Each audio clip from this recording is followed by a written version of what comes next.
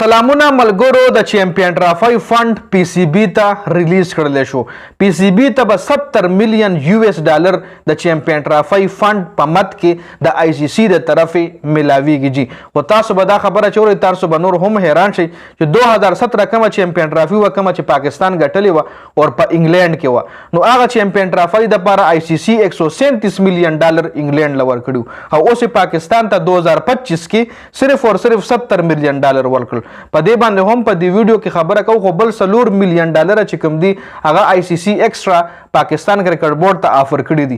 په کوم سيناریو کې به هغه 4 میلیون ډالر ملاويږي؟ آیا دا کچري انډیا پاکستان ته نه راځي نو د هغې په وجه 4 میلیون ډالر آی سی سی ایکسټرا کې ښودي دي؟ په دې باندې هم په دې ویډیو کې تفصیلا خبره کوو. نو ویډیو خپل هم مکمل وګورئ او مخکې ملګرو سره ضرور شریک کړئ.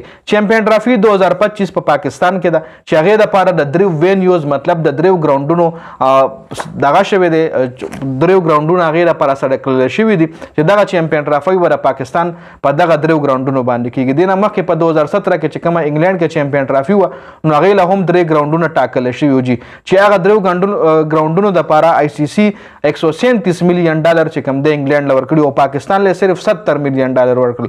مطلب انګلینډ کې ګراني وه هغه ټایم نو ځکه دونه زیات اماونټ ملاو شو. په دې اماونټ باندې موږ ډیټیل ډسکشن نه کوو، صرف په دې فنډینګ باندې ډسکشن کوو. 70 میلیون ډالر چې کوم دی دا هم یو هیوج اماونټ دی چې پاکستاني ته تقریبا 20-21 ارب روپۍ جوړیږي خو په اسان حساب باندې 20-21 ارب روپۍ د آی سی سی دغه ټورنامنټ ته وقف کړي دي. پاکستان ته به دا ملاویږي پی سی بی لجي. دین علاوه چیمپئن ټرافئ 2025 پاکستان کې ده اور ایشیا کپ 2025 چې کوم دی هغه په انډیا کې دی. نو اوس که چېرې انډیا چیمپئن ټرافئ 2025 ته نه راځي نو بیا پاکستان هم 2025 چې کومه ایشیا کپ دی هغې ته به هم نه ځو. بیا 2026 کې T20 ورلډ کپ دی هغې نه به هم بیا پاکستان بایکاټ کوي. اوس 4 میلیون ډالر چې کوم دی دا آی سی سی ایکسټرا وقف کړي دي دا څه دپاره؟ دا د انډیا دپاره. که چېرې انډیا پاکستان ته نزي او د هایبرډ ماډل ډیمانډ کوي پهله خو به آی سی سی ته انډیا خپل د گورنمنٹ لیټر ښایي.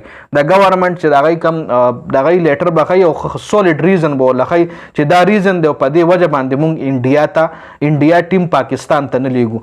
نو هغې نه پس به بیا آی سی سی چې کوم دی دغه 4 میلیون ډالره انویسټ کوي او دغه انډیا ټیم له به هایبرډ ماډل ورکوي. هغه هوسټینګ به هم پاکستان سره وي. د انډیا میچز که چېرې انډیا چیمپئن ټرافئ ته پاکستان ته نه راځي او د هغوی میچز په سریلنکا کې کېږي یا په یو ای کې کېږي نو هوسټینګ به پاکستان سره مطلب منیجمنٹ په ټول پاکستان سره پیچ تیارول هر څه منیج کول هغه پاکستان سره انویسټمنټ پیسه لګول په ګراونډونو باندې نور چې کم ایکسپنسز وي هغه پاکستان له طرفي خو صرف وینیو بچین شي دغه 4 میلیون ډالر دې دپاره وقف کړي دي. که چېرې انډیا آی سی سی ته خپل لیټر وښولو چې په دې وجه باندې موږ چیمپئن ټرافئ ته پاکستان ته نه ځو نو دغه 4 میلیون ډالر به بیا پاکستان ته نور هم ملاویږي چې د انډیا میچ سکیجول کې په یو ای کې یا په سریلنکا کې جي. نو اوس دې حوالې سره تاسو څه رایې لرئ خپله رایې را سره په کمنټ کې شریک کړئ. د ویډیو کتلو ډېره زیاته مننه.